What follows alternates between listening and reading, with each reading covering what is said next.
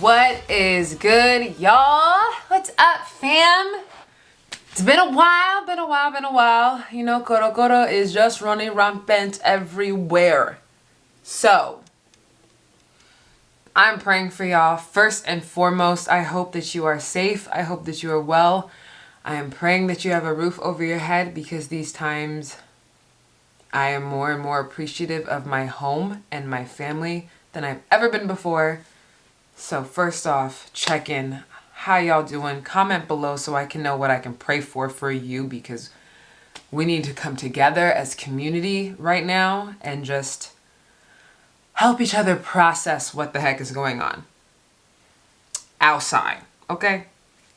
But before I begin, I just want to tell y'all to like, subscribe, follow, share, so I can continue to feel encouraged to continue to give you guys this information. I am trying to be the plug.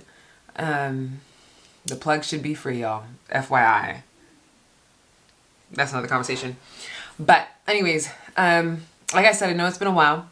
The purpose of this video is just to kind of update you all on what's been happening the past few months.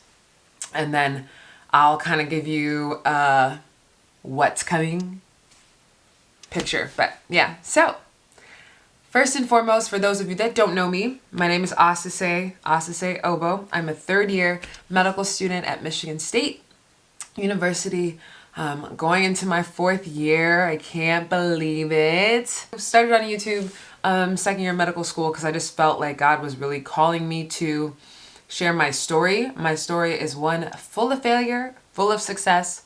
And I think that there's so many things within my story that people can relate to, whether you're a creative, whether you're a med student, whether you love to travel, whether you are Nigerian or a child of immigrants, whether you are in the United States and are an unrepresented minority in any field, okay? Whether you like face care and masks and things and just want to know how to navigate mental health and coping as of right now with COVID. I am trying to be that plug to just share all the things that I'm learning through life. I think that my life has been full of twists and turns to date. You can watch videos on that. They're in my on my channel. But yeah, so that's just like a little bit about me. So what's been going on, y'all? What's been going on? Okay, where do I even start? So got through most of third year. I was studying for my second round of exams, so I'm on step 2. So step 2 is broken up into 2 parts, okay? Step 2 CS, which is the clinical skills exam, and step 2 CK, which is like the sit-down board exam that you take after third year is complete, okay? And so for me, normally you opt to take both of these tests once third year is finished, but I was going to become the national president of the Student National Medical Association, which I am now president of. And I knew that it would be a lot more of a workload than I was already having. Like I was already juggling photography, juggling the year as being the national president-elect for the Student National Medical Association. I'm going to link it below too. If you do not know what that organization is, baby, get plugged in. Get plugged in. So I was national president-elect last year, and I kind of felt the urge to just make sure that I took at least one of those exams early. So I canceled the 2-week elective for nephrology, which is like the study of the kidneys. I don't care about it. I was like, I could do another elective down the line. Canceled my 2-week elective in March to go and take CS. Now CS is only offered in like 6 places in the United States. So regardless of where you are, you're gonna have to fly out to get to take the test. So at least for me, one was in Los Angeles, which is where home is. So I booked it for March 11th, and then my homegirl invited me to come out to Afro Nation in Puerto Rico, and I was like, let me check my coins and these flights. But then I was like, wait, I won't be in Michigan. I'll be flying out of LA, which meant cheaper flights, probably $100 flights. I was like, you know what? I could budget. I can make it work. So booked a trip to go to Afro Nation for the second week of that elective, right? So imagine, it's just like perfectly set up for goodness. Had everything that I needed to get this done, right? Like, boom, take the test. Boom, be on somebody's beach. And so, what happened? So I literally wasn't watching the news, wasn't really paying attention. I had had peds in the winter, and we had had some like viral kind of illness that I had seen in a couple patients. And then I did family medicine in January, followed by OB-GYN. And I think, I mean, I could have seen it. I'm not even gonna lie to you. I probably did see COVID-19 at the time. But anyways, wasn't watching the news come March. I'm going into my own mini quarantine to prepare for this exam. Fly home on March 8th. The night of like March 10th, the day before my exam, I think I finally looked up. And I look up to see all the stats and like CDC posting this, Trump saying, nah, we ain't got nothing to sweat. All of these things. And I'm like, ooh, doo-doo-doo. You're not going to Puerto Rico. I literally stopped, canceled my flights. Because I was like, at first, I think the week before, I'd been like, oh yeah, I can't wait to go. Someone had mentioned something, but I wasn't paying attention.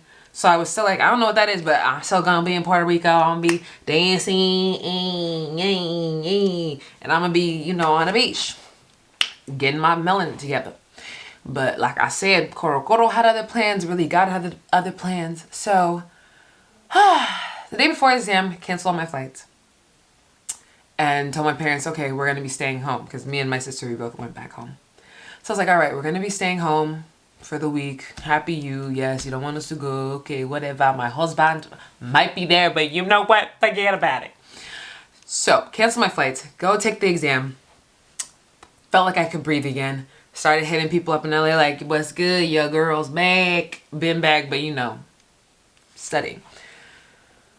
And then that Friday, this was Wednesday, March 11th. By Friday, March 13th, a couple things happened that I think really threw me for a loop. One, all of the Prometric centers where I just was taking my exam closed. So I was thinking like, whoa, God, good looking out. I took the test, ain't got to worry about it. Sis was lined up to take it in November. So I was like, okay, we all gonna be good. We're gonna be good. Cancel the test. Two, we told our dean, yo, we're in LA. Just checking in because we didn't tell y'all we were here. I didn't tell anybody I was taking the test because again, it's advised to take it. You're advised to take it after you finish all of third year. They were like, wait, what? Okay, I'm about to go into this meeting. I'm gonna text y'all, let you know whether you need to come back or not because California is a hot spot right now. We might need to come back quarantine before starting your next rotation. I'm just like, come back. I just wrapped my mind around staying an extra week. Okay. Third thing was that I've been helping to plan the annual medical education conference, which is the largest medical education conference in the nation, okay? And it is run by the Student National Medical Association. This name is coming up again. Why? Because you need to know it, be aware of it, become a member, and get plugged in. So that same day, we had to cancel that conference. And we were at record-breaking numbers of attendees. I was supposed to be sworn in as national president. My parents had already bought their flights 8 months before. Job parents, do you ever do anything early? I don't think so. But for this, they bought their ticket like the month after I became president-elect. It was no joke.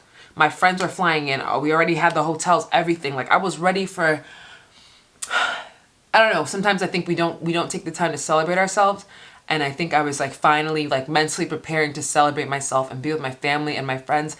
And for them to be in this space of seeing all of these underrepresented minority students that are in medical school or pursuing together, because that space is powerful. Okay. This was the 56th year.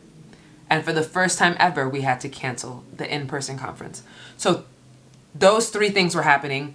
Cancel the conference. Then our dean calls us back and was like, hey, yo, you need to get back ASAP. So we literally booked a flight and left that night.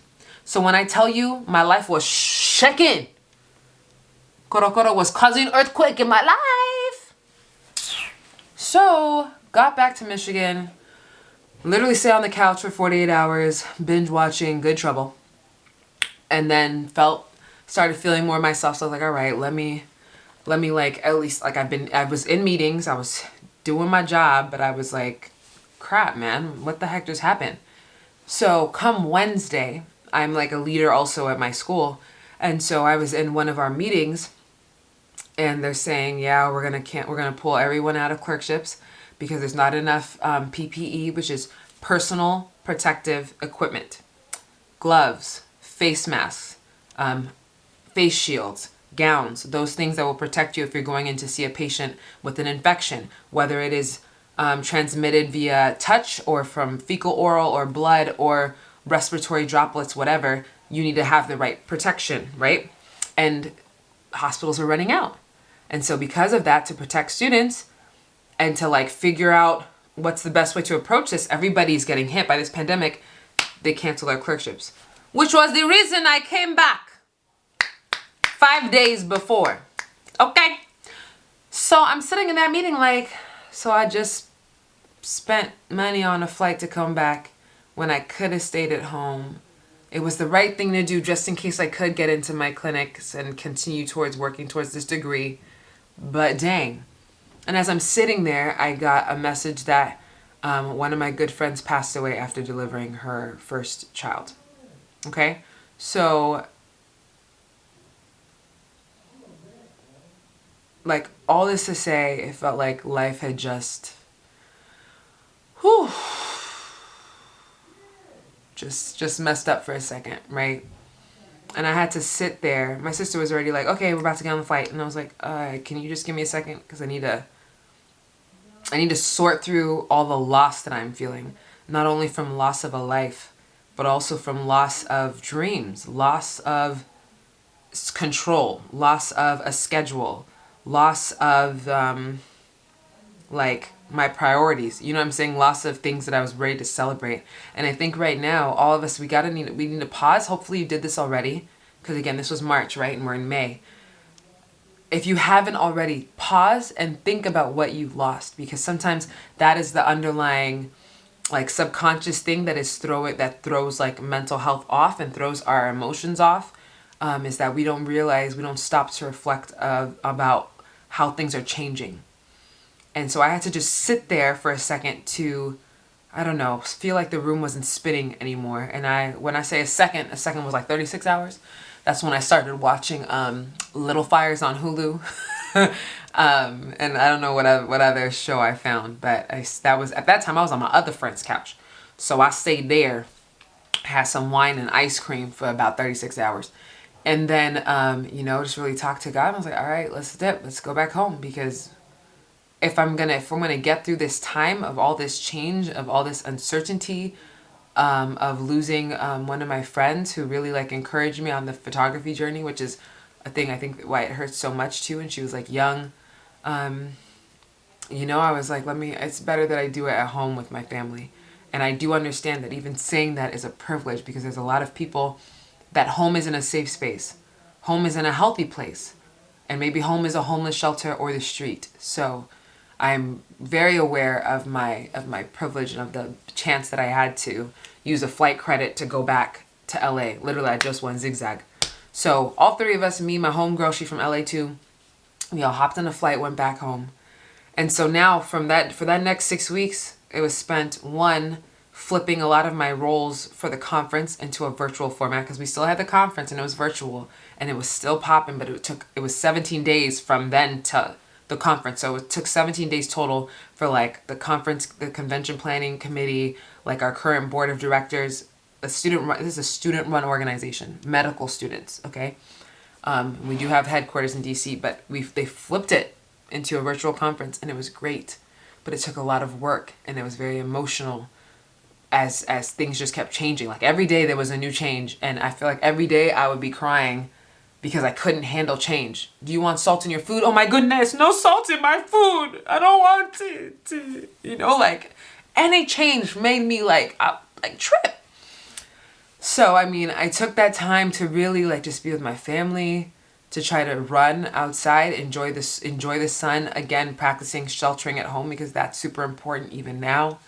I was flipped into online classes, so I was taking online radiology, and it was still East Coast time, so my class started at 5 a.m. Did I feel like I learned anything? No. So it was 2 weeks of radiology, 2 weeks of a COVID-19 course, and then after that I was put into online surgery, which is what I'm finishing now. So, I could talk more about what that experience has been like in another video, but I just kind of wanted to update you all on what's been happening. During this time, I also was like, okay, God, I feel like you're still pushing me forward to be in front of the camera instead of behind it. So let me try to continue to make content for YouTube. Let me try to continue to make content for Instagram that's still true to the daughter that you made. And also, like, I think he started opening some doors for me to be able to figure out how to make this pay these loans, because my loans don't make sense. So when you see me post something, just support it, okay? Hashtag ad. Pray that I get to say that, okay? But anyways, so it's just been a time of adapting and of pivoting. My friend and past chair of the SNMA, Jonathan Smiley, was telling us in every board meeting, you know, pivot is the word for 2020. We have to keep changing and going with what comes. And so I hope this story encourages you that pivoting is necessary, and it's necessary in life. Because I can say the first couple of weeks were rough. I was like emotional all the time. I was like really just watching Living Single, because I finished, Little Fires Everywhere was only coming on once a week. So I watched all of Living Single, also on Hulu. And I think I started to find some kind of normal.